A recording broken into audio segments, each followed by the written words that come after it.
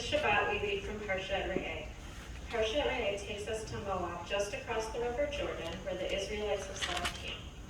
Moses knows he will not be entering the land of Israel, so he gives us a series of discourses to remind the Israelites of the specific details of their covenant with God. He details many laws, so many laws, like compelling the Israelites to worship in a central sanctuary, reject false prophets, urging compliance with dietary laws, tithing, and observance of the sabbatical year, where debts should be forgiven and slaves released, etc., etc., etc. Moses concludes by describing the sacrifices to be offered for the three pilgrimage festivals, Passover, Shavuot, and Sukkot. From the first words of this week's parsha, we're given an ultimatum of sorts. It reads, "See, this day I set before you blessing and curse. Blessing if you obey the commandments of the eternal your God that I enjoin upon you this day, and curse if you do not obey." So a reward for obedience and punishment for disobedience. It sounds simple enough, but there's a small yet important discrepancy between the Hebrew text and English translation. Without dragging you into a grammatical black hole, the takeaway is that a more accurate English translation would be the following: a blessing that ye obey, a curse if you do not obey.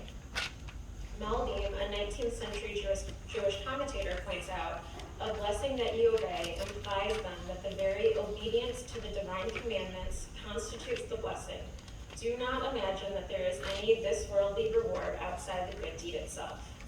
It turns out that Parshat Re'eh is telling us that the mitzvot themselves are the blessing. Reading this felt profound, and it prompted me to reflect on how the mitzvot truly are the blessing. I think of moments in the past where I felt content, fulfilled, and part of something bigger than myself. So many of those moments can be traced back to specific mitzvot, like observing Shabbat at home by saying Kiddush and Havdalah, building our sukkah each year, affixing a mezuzah to the doorpost on each new home, been quite a few, singing the Shema to my boys at bedtime, learning Torah during my bat mitzvah study, giving tzedakah in time, talent, and treasure, and teaching my children to do so as well, gathering with family for Jewish holidays, honoring the old and wise, love you, Grandma, catching a glimpse of my ketubah on my way out the door each morning. I have to choose to observe these mitzvot, and when I do, the inherent blessing in following these commandments is beautiful, not only for me, but for my family and my community. So, why am I up here now, today? I didn't technically need to have an adult bat mitzvah to live a more Jewish life. And the volume of coffee I drink daily and upcoming Botox appointment confirm I have already clearly entered adulthood. So deciding to have a bat mitzvah at 37 was my way of personally and publicly declaring my desire to deepen my understanding of Judaism and commit to living a more intentional Jewish life. It is my turn to transition to religious adulthood.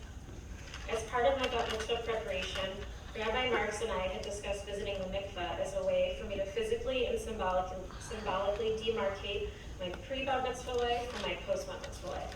So 2 weeks ago, I immersed in the mikveh for the first time. While completing all of the steps prior to immersion, I read Naim Haim's 7 kavanot for mikveh preparation. The first kavanah resonated deeply. Hineni, here I am. This was it, that vulnerable moment when I was choosing to admit that I was ritually unready before, and that I was seeking to be ritually ready through the mikvah. I immersed in preparation for today, where I'm choosing to live a Jewish life in all of its complicated, nuanced facets, and to observe the mitzvot to the best of my ability. I immersed to become a link in Shalet HaKabbalah, the chain of tradition. There are so many individuals who deserve my deepest gratitude for their role in making my bat mitzvah a reality. Rabbi Mark, you weren't at TBI for more than 2 minutes before I asked you to take me on as a project. I think Rabbi Weinberg even had to forward the email to you because your email wasn't set up yet. I appreciate your willingness to jump right in, to share your time and your knowledge, and to teach me everything I needed to know to make it to this point. And I have a lot to learn, so we'll still be meeting. The one and only Sherry Granite, thank you for teaching me not only to chant Torah and hot Torah, but to enjoy it. Also, I can only hope to be as cool as you when I grow up. She has an RV. She's really cool. My family and friends, I'm so incredibly touched that you all came to witness this moment where I mark a new beginning of the Jewish journey. I would say more, but I'm supposed to keep this part short, so I'll say thanks more later.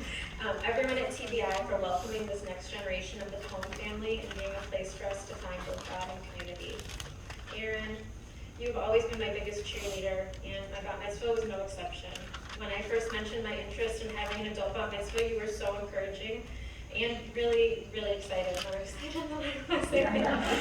It was exactly what I needed in those initial months full of self-doubt, so thank you. And to my boys, who I don't know if they're here. Sam and Jonah, raising you as Jewish children and keeping a Jewish home sparked a desire in me to explore Judaism more deeply. Thanks to both of you, I'm here to be. And God willing, I look forward to being part of your Bar Mitzvah experiences in 6 weeks. Thank you everyone for being here. Wow.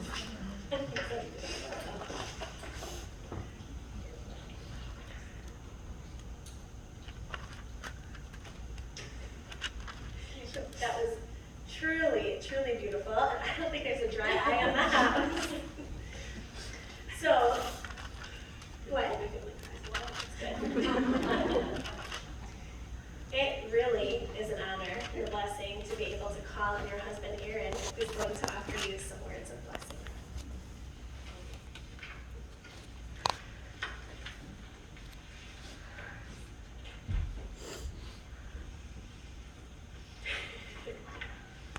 Sarah, when we first met, I knew I had met someone very special. As we grew closer and closer, I dared to envision our wedding day, a future with kids, and marking Jewish milestones such as their B'nai Mitzvahs. I did not, however, envision the children and I celebrating yours. But you never cease to surprise me.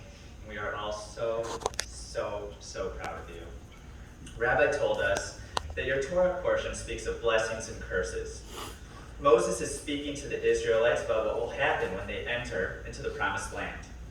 At this point, they are in transition from lost wanderers to a people with a home and an identity. The text tells us that we are defined by what we choose to do, not by circumstances of our past, not by what we intend to do, nor by what we say we'll do.